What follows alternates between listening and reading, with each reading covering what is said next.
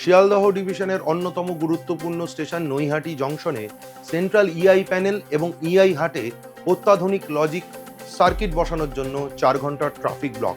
সেই কারণে ওই লাইনে বেশ কিছু ট্রেন বাতিল থাকবে 18 জুলাই শনিবার রাত 12টার থেকে 19 জুলাই রবিবার ভোর 4টে পর্যন্ত। কোন কোন ট্রেন বাতিল, কোন কোন ট্রেনের সূচিতে কি কি বদল দেখে নিন এক ঝলকে। 18 জুলাই বাতিল থাকবে 6311 শিয়ালদহ রানাঘাট লোকাল, 31447 নৈহাটি শিয়ালদহ লোকাল এবং 31450 শিয়ালদহ নৈহাটি লোকাল। 18 জুলাই ট্রেনের গন্তব্যে বদল।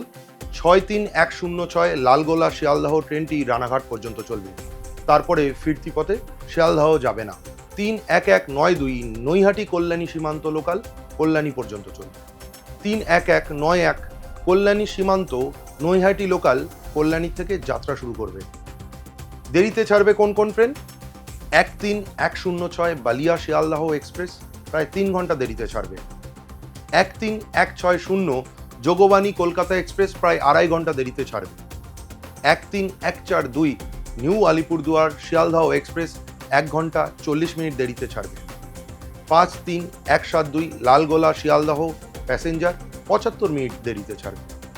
এছাড়াও বেশ কিছু ট্রেনকে নানা রুটে নিয়ন্ত্রণ করা হবে।